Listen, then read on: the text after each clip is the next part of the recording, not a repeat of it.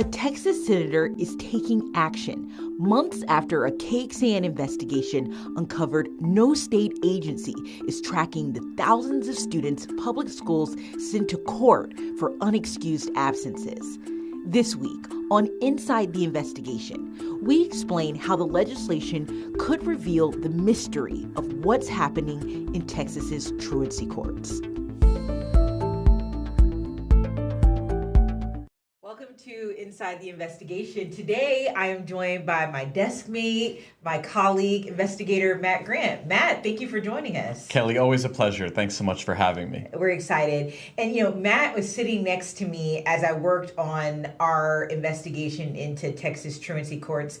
And now he's flipping the script a bit. He's got some questions for me.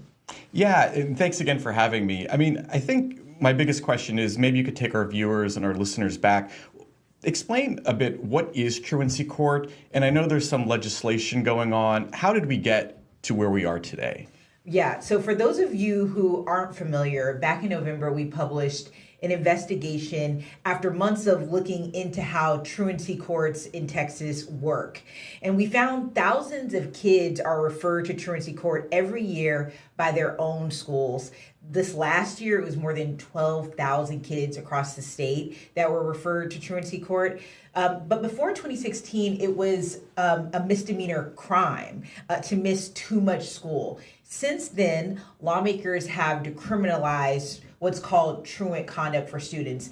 And essentially, there's a number of unexcused absences that a student would have to reach before a district would have the ability under the law to refer them to this court. And what was the reasoning for that?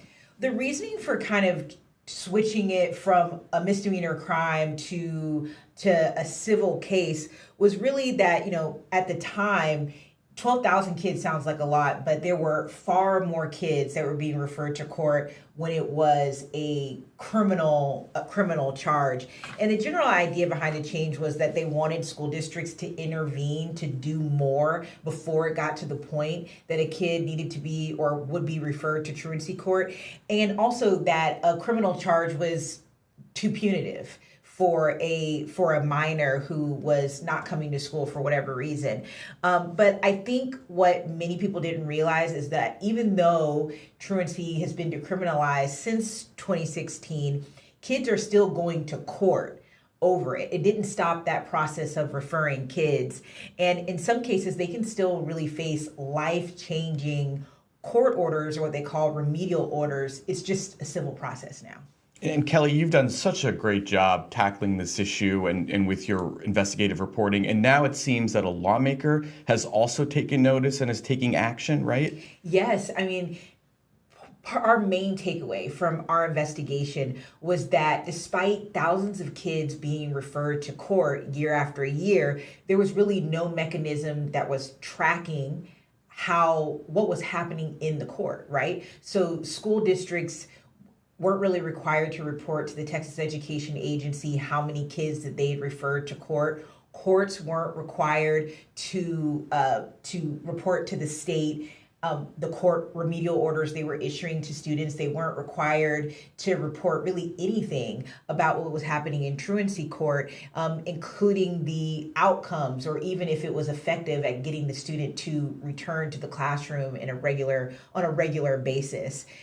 So Senator Zaffirini took notice of our reporting, and the story we're about to show you right now is a result of her watching that. Yeah, let's take a listen to it. When Rosa Yarte and her son shared the story of a constable coming to their home and serving them with a court summons over school absences, she had no idea it could spark change. Her son Nathaniel said he was fearful of his father picking him up from school and reluctant to go to class. A lot of stuff is going on. And eventually, his Central Texas School District referred him to truancy court. I was shaking the whole time. It was an outcome more than 12,000 students experienced across Texas that year, a near record high since the state decriminalized truancy for minors. But our investigation found no state agency tracks what happens to those kids during or after truancy court. something that concerns education advocacy groups like Texas Appleseed. It's kind of a mystery that once these students are referred to court, what is the court actually doing? What action is the court taking? And whether this is helping students. A new bill filed this week by Texas Senator Judith Zaffirini could change that. Under SB 1850, truancy courts would have to report how many students each school district referred to court, broken down by race, disability status, and whether the student is experiencing homelessness or pregnancy. Truancy courts would also have to report to the Office of Court Administration if they order a student to get their GED, or if they issue other remedial orders like community service, something they currently don't have to share with the state. Texas Appleseed says this bill will help lawmakers evaluate if the system is working. We really appreciate the fact that you did this investigation, which brought this this gap in information to light for people to be able to work on. It's important that people know that that is a thing that happens and they see the real impact and the real people. The education research group IDRA says with increased data, the state should also increase resources for schools to jump in before referring students to court. We got to support the staffing at schools to help do those interventions so that they don't feel compelled to just push a student into the court system and sort of pass the buck, and give them the resources where they are so that a family doesn't find themselves in court when they really shouldn't be. What about sending somebody out to the home to make sure the family's okay, to see what's going on in their situation, instead of just, okay, here's a paper, go to court. Nathaniel's mom says he's now enrolled in a charter school. She's hopeful this new bill will lead to increased understanding. A lot of children come from broken homes and have things going on in their personal life to where sometimes they can't attend school, and that actually shows us that somebody actually cares. Kelly, such an important topic that you've done such a great job highlighting. And again, talk to me, this bill, this was motivated by your reporting, right? It was, which is always so interesting to see that happen after we publish a report. But Senator Judith Zaffirini, she'd already filed multiple bills that dealt with this concept of chronic absenteeism and truancy. One bill she filed would have required school districts to excuse absences if a student or a family can show proof that they were being treated for mental health or behavioral health issues. Another she filed was already calling for more data collection on the school side for chronically absent students. So when we published this report and we were looking at all the different bills that had been filed this session, we knew this is something that we wanted to get her feedback on. And, we noticed that none of the bills that she'd filed actually called for more requirements for truancy courts. A lot of the requirements were more on the school district's end. And so we wanted her to see this reporting. We wanted her to kind of see the information gap that we had noticed in our reporting. And within months, she had filed a new bill that, if passed, would require courts to report a lot of information about truancy hearings to the state. And hard to believe that no one was keeping track of the outcomes of these cases before. So in the story, you listed some things that would be required to report if it passes, like how many referrals they get from school districts broken down by race, disability status, and other things. What else would they have to report? Well, most importantly, it would require courts to report the types of orders that they're issuing. In these courts, it really could run the gamut. They're called remedial orders, but they are court orders, much like you would see if you as an adult went to court. And it could require a child to complete community service. It could require a child to take the GED, which would require them to withdraw from school, to get tutoring. And as funny as it sounds, some of these orders can even be, hey, attend school regularly. So this bill would also require them to report if a child was issued fees or held in contempt of court, which can happen. From our reporting, we found that it's not as common. It's more rare to see that, but it does happen sometimes. They also would want them to report the number of warrants issued through these courts. If you're not familiar, if you don't show up to court and you fail to appear, that could end in more serious charges. So this would really, their office is hoping, give a wide picture of what's happening in truancy court.